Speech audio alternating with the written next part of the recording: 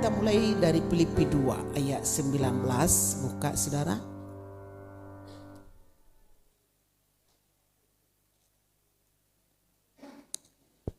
Sampai ayat yang ke-24 kita baca bergantian. Saya baca yang ayat ganjil.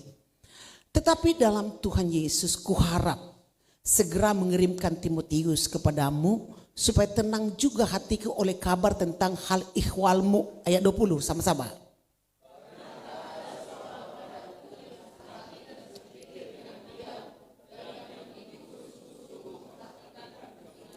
Ayat 21. Sebab semuanya mencari kepentingannya sendiri, bukan kepentingan Kristus Yesus. Ayat 22.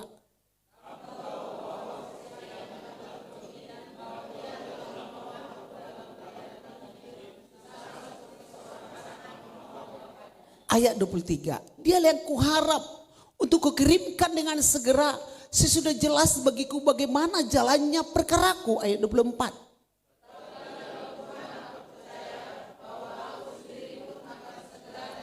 Puji Tuhan saudara. Ini firman Tuhan ini saudara yang kasih surat Paulus kepada jemaat di Filipi. Di dalam ayat 19, coba lihat ayat 19. Ada tetapi dalam Tuhan Yesus kuharap segera mengirimkan Timotius kepadamu supaya tenang juga hatiku oleh kabar tentang hal ikhwalmu. Ada 3 bagian di sini. Pertama jemaat Filipi, kedua Timotius, ketiga Paulus. Ketiga ini saudara terikat cinta kasih yang luar biasa akan Tuhan di antara ketiga bagian ini. Bayangkan waktu surat ini ditulis, Paulus sedang berada di penjara. Jangan bayangkan penjara pada saat itu seperti penjara yang di jalan apa penjara sekarang kita? Pemuda. Kan mereka bisa olahraga, mereka bisa berteman-teman, ada kunjungan. Jangan bayangkan waktu Paulus di penjara, selalu ada yang siap sedia mengawasi dia, bahkan diikat tangannya kepada yang lain. Dia di penjara sebenarnya dia butuh hiburan, tetapi dari penjara ia masih memikirkan jemaat di Filipi. Itu luar biasanya saudara. Ada pesan yang dia mau sampaikan kepada jemaat di Filipi. Di penjara dia perhatikan, dia ingat masalahnya saudara, ia tidak mempunyai orang yang bisa menyampaikan isi hatinya, bebannya, rasa kasihnya, kecuali seseorang yang bernama Timotius. Yang bernama Timotius. Saudaraku yang kekasih, pada waktu itu umur Timotius itu masih diperkirakan umurnya 16 sampai 17 tahun. Tetapi coba lihat, umurnya masih 16 tahun atau 17 tahun, sementara Paulus 58 tahun. 58 tahun pada waktu itu saudara. Tetapi dikatakan, tetapi dalam nama Tuhan Yesus kuharap, kata kuharap artinya Timotius yang muda ini menjadi harapan bagi Paulus. Harapan untuk bisa menyampaikan isi hatinya, orang kepercayaannya, harapannya. Pertanyaan sekarang, apakah anak-anak muda kita sudah bisa kita harapkan kalau dikasih tugas mengerjakan sesuatu? Dengar ini, jangan ada menganggap engkau rendah karena kemudaanmu. Apakah kerinduan Tuhan anak-anak muda adalah bisa diharapkan? Amin. Amin. Jangankan mengerjakan sesuatu, diharapkan anak muda mengerjakan PR-nya aja kadang-kala di zaman ini susah, apalagi menjaga adiknya. Coba pikir, Timotius itu muda, tapi itulah yang menjadi harapan.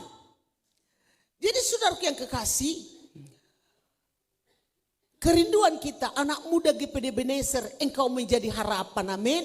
Bisa diharapkan, bisa diharapkan melayani, bisa diharapkan berdoa, bisa diharapkan mengerjakan sesuatu, bisa diharapkan kalau orang tua memberikan tugas, harapannya itu baik. Jangan kita katakan, gak akan beres itu, gak akan beres. Sekarang kan orang tua sering kali pesimis untuk menyuruh anak-anaknya, bisa gak, mau gak mengerjakannya. Jadi biar anak muda engkau jangan diremehkan orang. Amin anak-anak muda.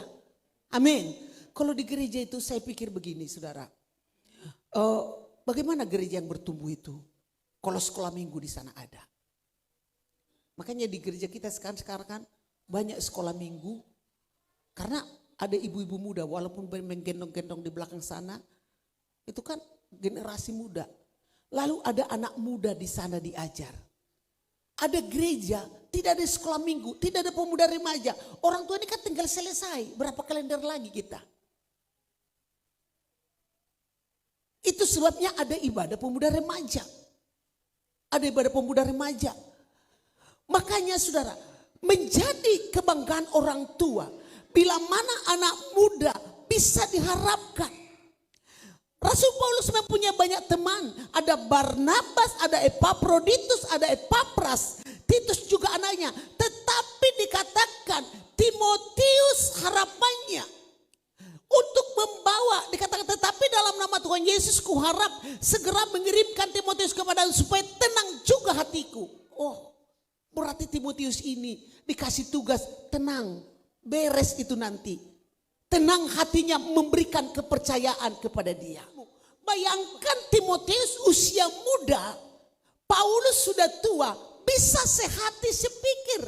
Dikatakan mengerti keadaannya, mengerti hatinya Paulus, mengerti perasaan Paulus. Harapan kami, harapan Tuhan, harapan kita semua. Jadilah anak-anak muda yang bisa cepat tanggap dan mengerti. Amin. Jangan cuma mengatakan ini zaman sudah beda. Memang benar zaman sudah beda. Tapi tidak seharusnya semuanya zaman itu diikutinya. Saudara, sehati sepikir ini yang sulit sekarang dalam kehidupan rumah tangga. Sehati sepikir, hidup dalam kesatuan, satu roh. Sehati sepakat, seia sekata, sepikir sependapat, sepaham. Saudara, yang dicari iblis di dalam rumah tangga supaya sehati sepikir ini habis sehingga terjadi pertengkaran. Kenapa? Karena iblis takut melihat keluarga yang sehati sepikir. Karena iblis takut melihat ayah dan anak yang sehati sepikir. Karena tahulah kita saudara, sehati sepikir itu berkatnya luar biasa. Kerukunan yang terjadi. Firman Tuhan berkata, keluarga yang rukun sebab kesanalah Tuhan memberitakan berkat kehidupan selama-lamanya. Tetapi coba jangan cuma salahkan anak muda. Kadangkala orang tua lah yang membuat dalam rumah tangga terjadi ketidaksehatian. Artinya apa? Orang tua cuma mengandalkan otoritas. Tidak menunjukkan keteladanan. Itu masalahnya saudara. Dengar, mari kita bangun suatu kondisi dalam rumah tangga yang sehati sepikir. Amin. Amin.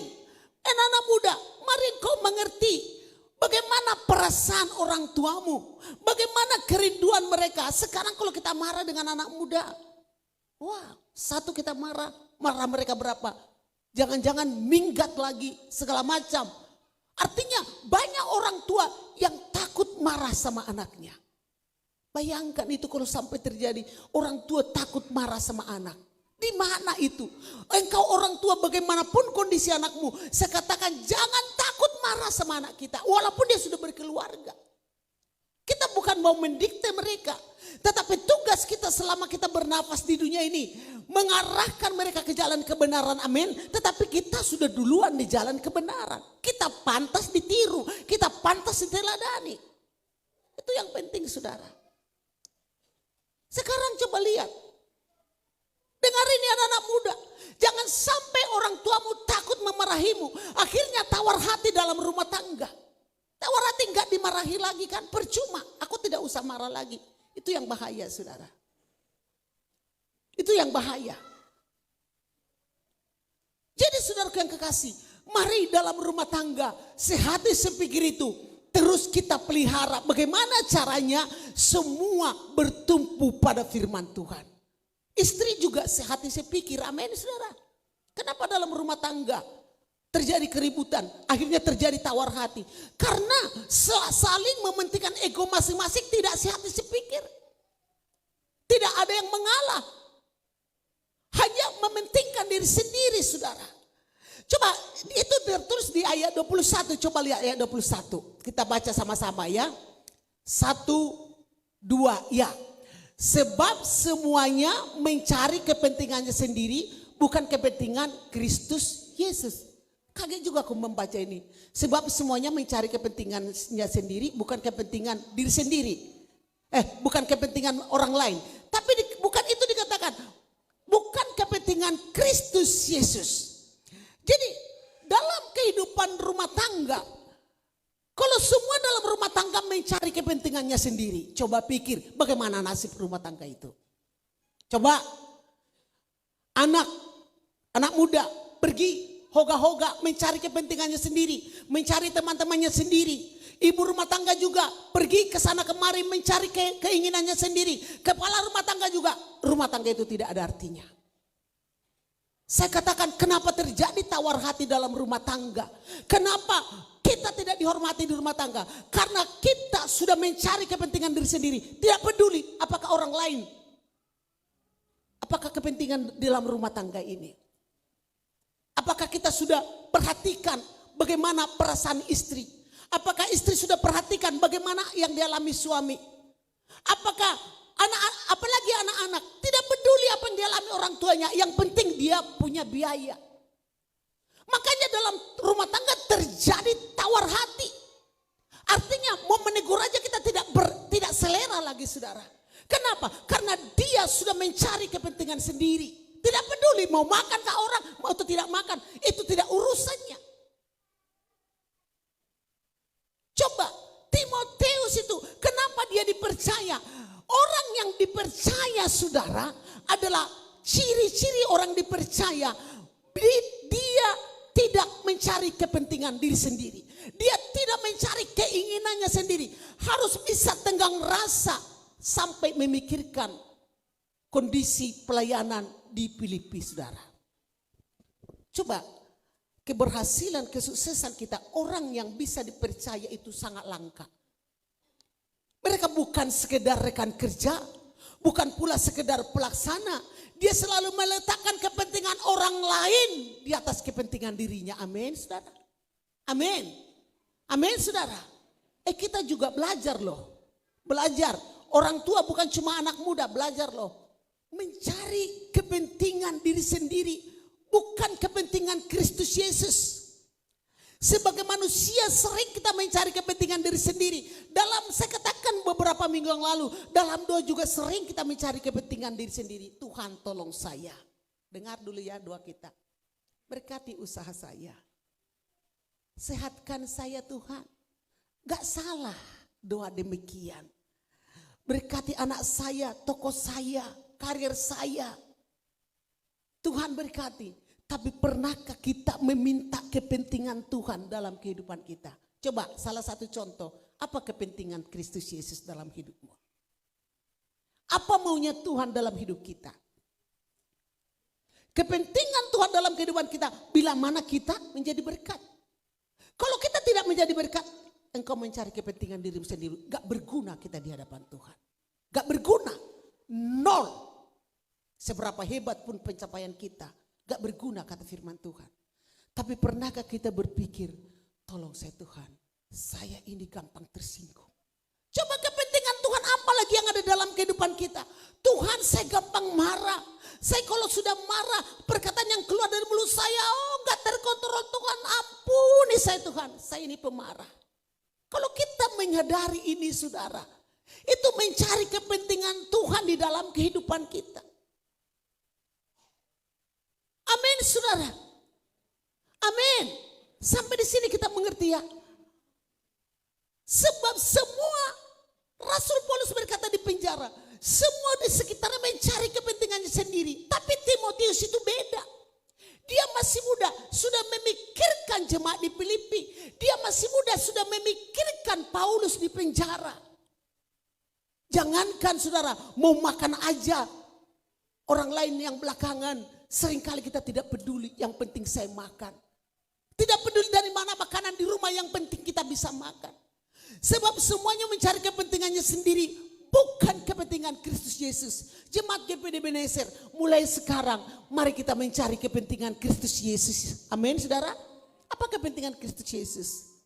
Kasihilah Tuhan Allahmu dengan segenap hatimu, dengan segenap jiwamu. Dan kasihilah sesamamu manusia seperti dirimu sendiri. Artinya apa saudara? Maunya Tuhan, kepentingan Tuhan sampai ada orang melihat kasih Tuhan dari hidup kita. Amin. Dari perkataan kita, dari cara kita mengambil keputusan. Saudaraku yang kekasih, kadang-kala luar biasa yang kita hadapi belakangan ini. Tetapi setiap saat, setiap waktu, pikirkan, cari kepentingan Yesus dalam kehidupan kita. Amin saudara. Kalau cuma kepentingan diri sendiri, belum. Itu walaupun tidak salah, belum berguna kita di hadapan Tuhan. Saudaraku, kepentingan Kristus lewat hidup kita, berita Injil diberitakan menyenangkan Tuhan. Menyenangkan Tuhan. Kepentingan Kristus juga apa kepentingan Kristus? Kita punya waktu mendoakan orang lain, mendoakan pekerjaan Tuhan. Amin. Apalagi kepentingan Tuhan itu apa saudara? Mengulurkan tangan. Mari mulai sekarang sadarkan, apakah saya sudah mencari kepentingan Yesus dalam kehidupan saya? Beranikah kita berkata yang terutama dalam hidup ini meninggikan nama Tuhan? Amin. Apa kepentingan Tuhan? Kepentingan Tuhan bila mana kita menjadi berkat bagi orang lain. Itu kepentingan Tuhan. Sehebat-hebatnya kita, kalau cuma untuk diri kita, dikatakan firman Tuhan, itu kehidupan yang tidak berguna. Tidak berguna. Bukan cuma materi, selalu saya katakan. Dalam doa, perbuatan, kasih Tuhan. Coba kita lawan ini. Kita peduli dengan orang lain saudara. Timotius ini masih muda. Dengar Timotius. Dia memikirkan kepentingan Paulus. Dia memikirkan kepentingan jemaat Filipi. Makanya dia orang yang dipercaya. Orang yang dipercaya. Bukan egois. Kalau orang egois itu gak ada temannya orang yang egois. Saya katakan garis bawah di hati kita. Kalau hanya untuk mementingkan diri sendiri, gak berteman. Tidak dihargai orang. Tidak ada nilainya. Tidak ada harganya saudara. Kalau hanya mencari kepentingan, tidak tenggang rasa dengan orang, dimanapun tidak akan diperhitungkan hidupnya. Dengar saudara, ini rahasia kehidupan. Amin saudara. Hidup ini kan apa yang ingin orang lain perbuat kepada engkau, perbuat juga demikian kepada orang. Amin saudara. Amin saudaraku. Sekarang ada orang sakit. Mari kita lawan keengganan ke rumah sakit ini saudara. Kita pergi menjenguk orang sakit. Kita pergi menjenguk orang. Kita mengorbankan waktu. Itu saya rasa hukumnya Tuhan. Itu maunya Tuhan, itu kepentingan Tuhan di dalam kehidupan kita. Lalu selanjutnya di dalam ayat 22. Coba lihat ayat 22. Kamu tahu kesetiaannya telah teruji. Kesetiaan siapa ini? Kesetiaan siapa saudara? Timotius. Loh, kita nyambung gak nih? Kamu tahu kesetiaannya telah teruji dan bahwa ia telah menolong aku dalam pelayanan Injil sama seperti seorang anak menolong bapaknya. Dengar bagaimana anak menolong ayahnya. Artinya apa? Kenapa bisa menolong? Karena dia bisa diharapkan. Karena kesetiaannya telah teruji karakternya.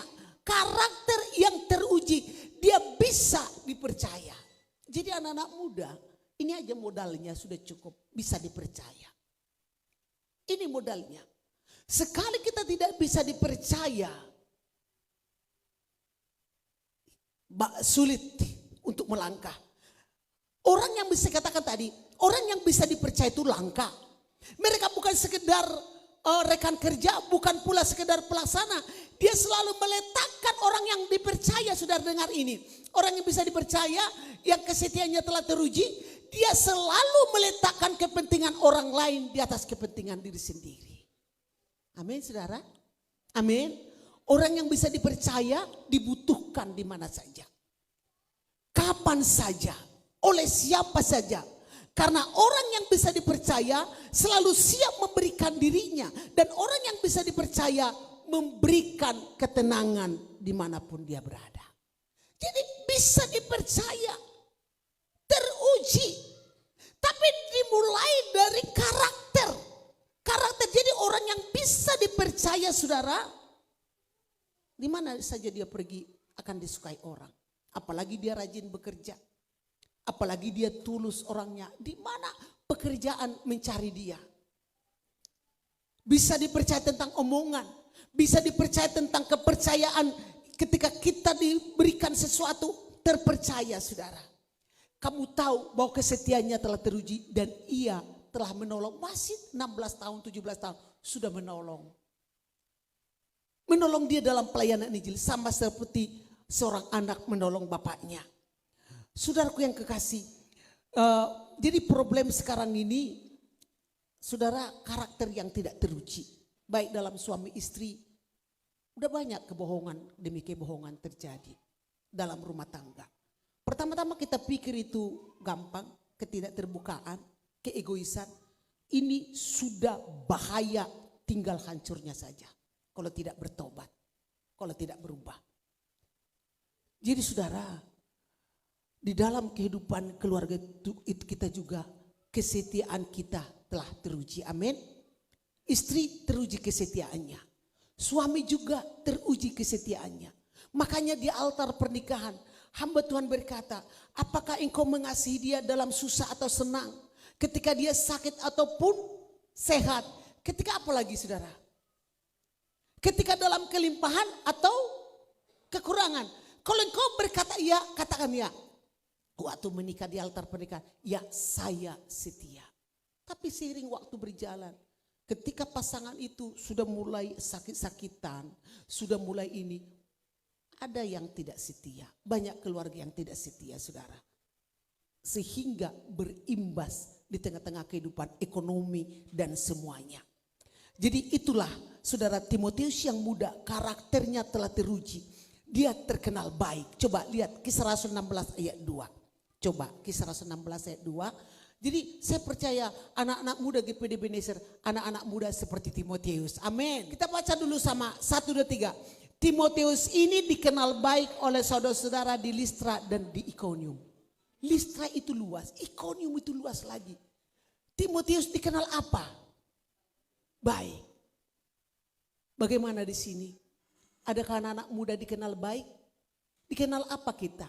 Dikenal main game, dikenal malas, dikenal suka tawuran, dikenal apa lagi? Dikenal suka melawan. Tetapi terpujilah Tuhan, kalau anak-anak muda kita dikenal baik oleh saudara-saudara di Listra dan Ikonium. Ada 2 kota besar-besar, Timotius terkenal baik. Amin. Dimulai dari apa? Ketika dia bisa dididik saudara Timotius. Dan juga saudara, tadi dia suka memperhatikan orang lain, dia bisa dipercaya, dia setia, karakternya sangat teruji. Kenapa Timotius bisa seperti ini saudara, karakter yang teruji? Di samping dia diajari oleh Paulus, tetapi firman Tuhan berkata dari 2 Timotius 3:15. 2 Timotius 3:15. Orang-orang tua semua anaknya ingin seperti Timotius. Amin orang-orang tua. Tapi coba lihat 2 Timotius 3:15. Ingatlah juga bahwa dari kecil engkau telah sudah mengenal kitab suci yang dapat memberi hikmat kepadamu dan menuntun engkau kepada keselamatan oleh iman kepada Kristus Yesus. Kenapa dia terkenal baik? Kenapa karakternya teruji? Kenapa dia bisa menjadi contoh? Kenapa bisa orang yang diharapkan bisa dipercaya? Sejak kecil telah mengenal kitab suci. Tidak dikatakan Timotius sejak kecil sudah kursus karate. Tidak. Sejak kecil Timotius sudah kursus musik walaupun itu penting. Sejak kecil Timotius sudah kursus matematika walaupun itu penting. Sejak kecil Timotius sudah tahu bahasa Inggris walaupun itu penting. Tetapi dikatakan sejak kecil engkau sudah mengenal kitab suci. Makanya ibu-ibu mulai dari kecil perkenalkan Alkitab kepada anak-anakmu. Amin. Amin. Satu saat ada 1 tahun dalam kehidupan mereka. Kalau ulang tahun mereka jangan beri hadiah, beri Alkitab. Cari bagus. Hadiah ulang tahun untuk anak-anak. Mulai kecil. Timotius itu orang yang sukses. Tapi sejak kecil sudah diperkenalkan kitab suci yang dapat memberi hikmat kepadamu. Sekarang pastori bicara tentang Amsal, hikmat. Hikmat itu tidak ada dipelajari di mata kuliah atau di sekolah. Tapi hikmat itu sungguh datang dari Tuhan. Yang memberi hikmat kepadamu dan menuntun engkau kepada keselamatan. Kalau kita ajarkan dari kecil Alkitab kepada anak-anak, pergaulan mereka juga selamat. Amin saudara. Kehidupan mereka juga selamat. Dimanapun mereka berada, Tuhan menuntun mereka kepada keselamatan oleh iman kepada Kristus Yesus. Kenapa Timotius seperti itu? Karena sejak kecil sudah diajar tentang kebenaran firman Tuhan. Terus dalam 2 Timotius 1 ayat 5, dalam 2 Timotius 1 ayat 5. Coba buka. Siapa lagi yang berperan? Sebab aku teringat akan imanmu yang tulus ikhlas. Siapa namanya? Timotius. Yaitu iman yang pertama-tama hidup di dalam nenekmu Lois. Berarti neneknya berperan dalam mengajar Timotius. Nenekmu Lois dan ibumu Eunike. Dan yang aku yakin hidup di dalam dirimu. Anehnya gak ditulis nama bapaknya. Ikut berperan. Tapi neneknya dengan ibunya. Dengar ini nenek-nenek. Kadang-kadang nenek-nenek ini yang memanjakan cucu-cucu. Sekalinya peran nenek itu untuk kerohanian seorang cucu sangat luar biasa. Nenekmu Lois dan ibumu Eunike. Itu yang membuat Timotius semakin tumbuh di dalam Tuhan. Semua kita merindukan anak-anak kita melebihi kita. Kesuksesan Timotius saudara bisa dipercayai harapan. Dia tidak mementingkan diri sendiri. Dimulai dari keteladanan Eunike dan Lois orang tuanya. Keteladanan. Mengajarkan sejak kecil dia sudah diajarkan firman Tuhan. Amin saudara. Bagaimana kita mengajar firman Tuhan? Kalau kita mengerti firman Tuhan. Luar biasa kasih Tuhan kepada jemaat Ebenezer. Saya rasa jemaat Ebenezer dituntun Tuhan. Terus dituntun seperti ini, seperti ini. Saya percaya tidak salah kita berjemaat di GPD Ebenezer ini. Amin saudara. Karena tahap demi tahap kita dituntun Tuhan. Bagaimana untuk mencapai kekuatan dan kemenangan di tengah situasi sulit. Dan anak-anak kita diarahkan untuk kepujian dan kemuliaan bagi nama Tuhan. Jadi ibu bapak, tugas kita bukan cuma mencari nafkah. Itu bagus, tetapi yang penting benahi mereka dengan firman Tuhan. Terpujilah Tuhan, itulah firman yang kita sampaikan.